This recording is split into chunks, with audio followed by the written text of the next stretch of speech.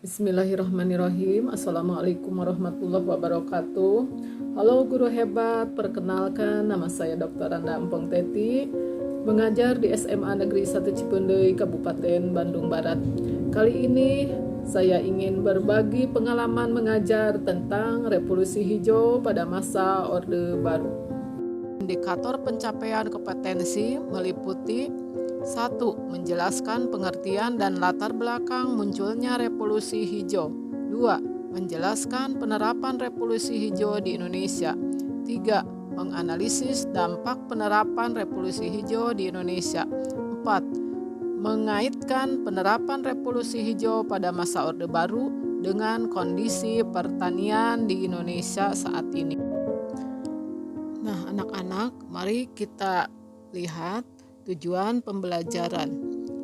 Melalui model pembelajaran problem-based learning, peserta didik diharapkan mampu menjelaskan pengertian revolusi hijau, menjelaskan latar belakang munculnya revolusi hijau, menjelaskan penerapan revolusi hijau di Indonesia, menganalisis dampak penerapan revolusi hijau di Indonesia, mengkaitkan penerapan revolusi hijau pada masa Orde Baru dengan kondisi pertanian Indonesia saat ini. Dan siswa mampu membuat kajian tentang kehidupan bangsa Indonesia dalam mengembangkan ilmu pengetahuan dan teknologi pada era kemerdekaan sejak proklamasi sampai dengan reformasi. Kemudian mampu membuat studi evaluasi tentang kehidupan bangsa Indonesia dalam mengembangkan ilmu pengetahuan dan teknologi di era kemerdekaan sejak proklamasi sampai dengan reformasi dalam bentuk tulisan dan atau media lain, serta menumbuhkan sikap mencintai lingkungan dan bertanggung jawab, disiplin, dan inovatif. Green Revolution menggambarkan cara mengolah lahan pertanian dengan menggunakan kerbau berubah dengan cara yang lebih modern dengan menggunakan traktor.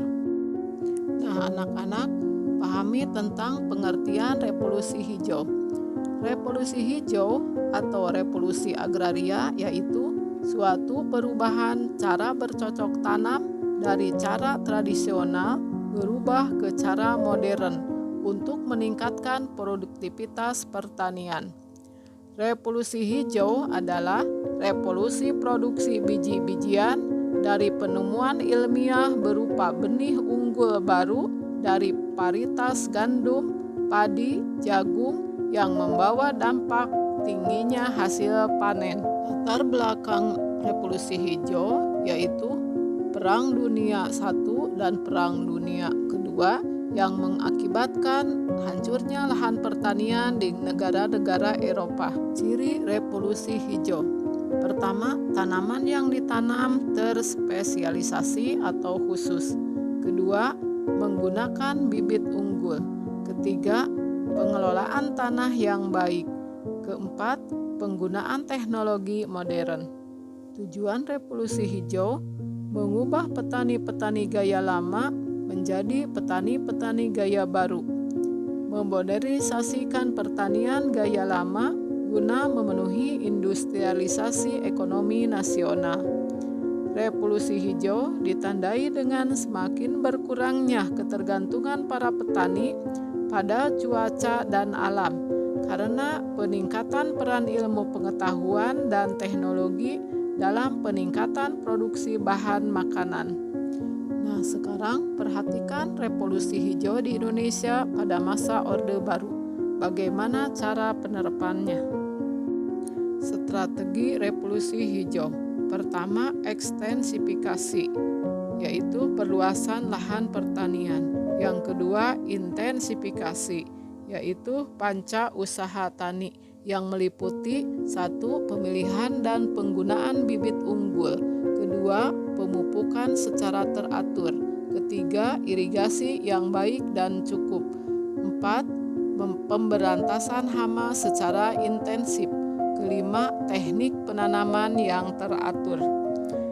Ketiga, mekanisasi, yaitu penerapan alat pertanian secara modern.